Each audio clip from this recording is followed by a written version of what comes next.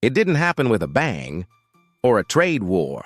It happened with a statistic so quiet, most of the world missed it. In 2023, China's population didn't just stall. It crashed by 2.08 million people.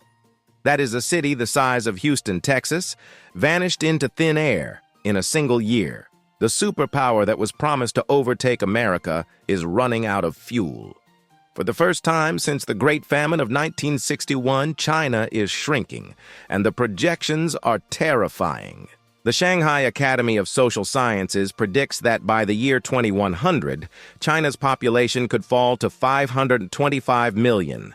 That's a 60% collapse. Imagine the entire population of the United States, Europe, and Japan disappearing.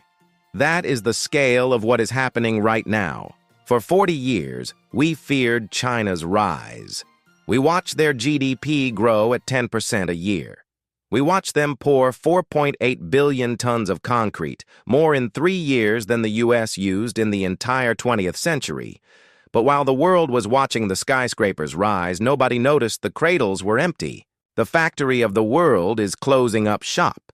When the biggest consumer market on earth loses half its consumers, your stock portfolio, your inflation rate, and your supply chain will feel the shockwave. So, how did a country obsessed with control engineer its own extinction? And is it mathematically impossible to fix? To understand the collapse, look at the numbers behind the miracle. In 1978, the median age in China was just 21.5 years old. The country was young, hungry, and desperate. This created what economists call a demographic dividend. Between 1980 and 2015, China's working-age population exploded by 380 million people. That is more than the entire population of the United States today, added purely to the workforce. Labor wasn't just cheap, it was infinite. This massive army of workers powered a 30-fold increase in the economy. But the Communist Party saw this army as a threat. They feared a Malthusian disaster. Too many mouths, not enough rice.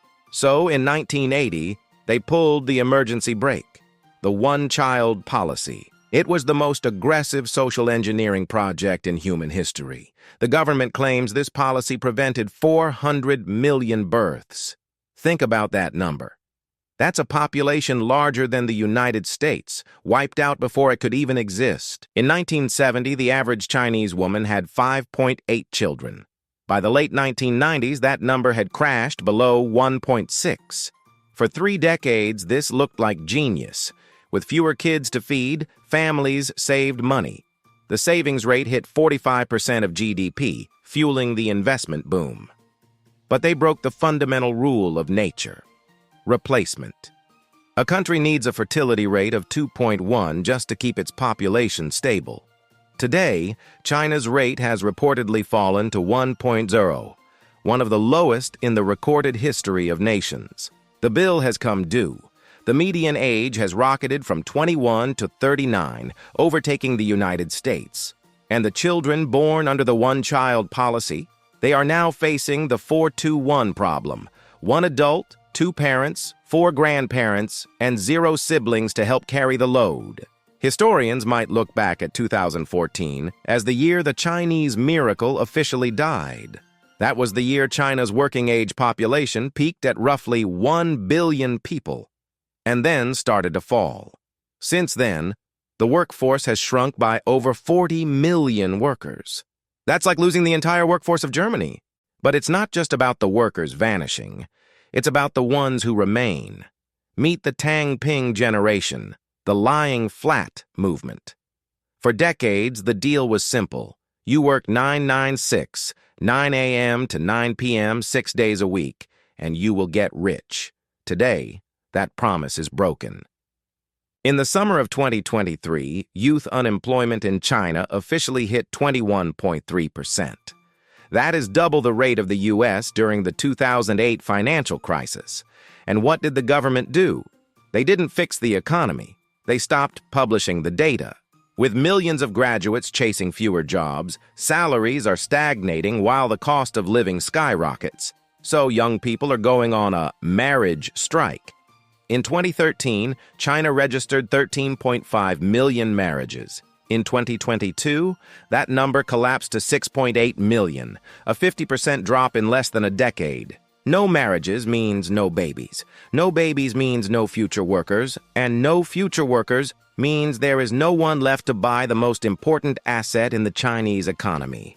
This is where the demographic crisis meets the financial crisis. For 20 years, China's growth engine was real estate. It accounts for roughly 30% of China's entire GDP. In America, people put their money in the stock market. In China, 70% of household wealth is locked up in concrete. Developers like Evergrande borrowed billions to build apartments for a population that was supposed to keep growing. They bet on a future that no longer exists.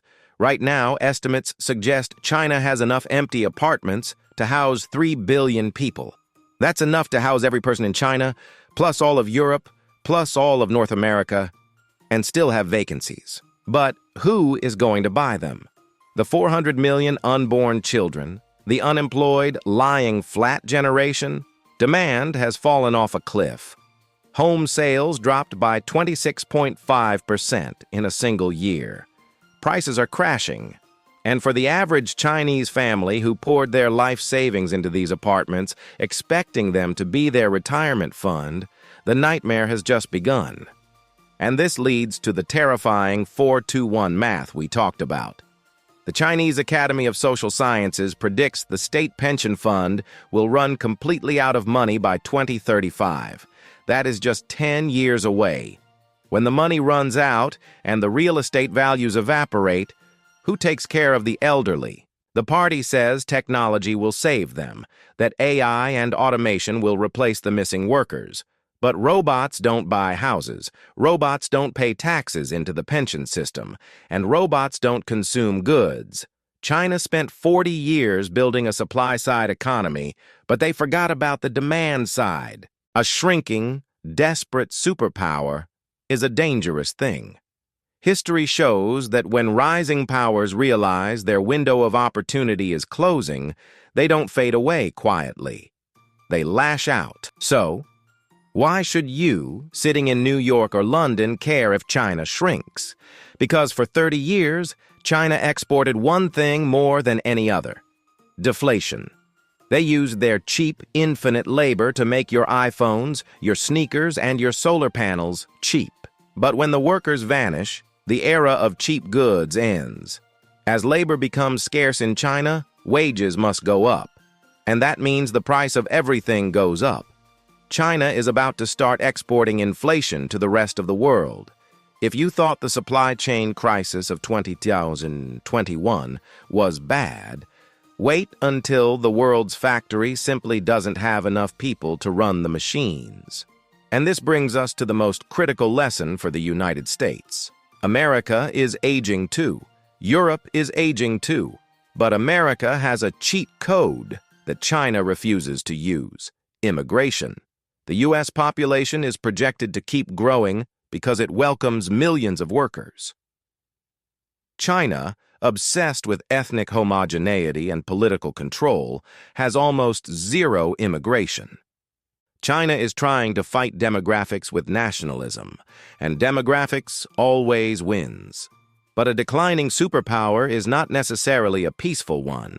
Historians call this the peak China trap. When a rising power realizes its window of opportunity is closing, that it will never be stronger than it is right now, it gets dangerous. Leaders in Beijing know that by 2035, they will be weaker, older, and poorer. So the temptation to act now, to take Taiwan, to secure resources, to rewrite the global order before the collapse, is higher than ever. The next 10 years won't just be a period of decline. They will be the most dangerous decade in geopolitical history. The story of China's rise was written by its people. The tragedy of its fall will be written by their absence. China tried to engineer a society like a machine. They pulled levers on population, debt, and construction. But economies aren't machines. They are organic ecosystems. And you cannot cheat nature forever. So, will China overtake the U.S. to become the world's dominant superpower? The math says no. China will remain a great power. It will remain a dangerous military rival. But the dream of the Chinese century? It died in the delivery room. The world is changing. The supply chains are moving, and the era of cheap consumption is over. Are you prepared for what comes next? If you want to understand where the money is moving next as China declines, and which country might be the real next superpower, watch this video here. And subscribe if you want to survive the economic shift. Thanks for watching.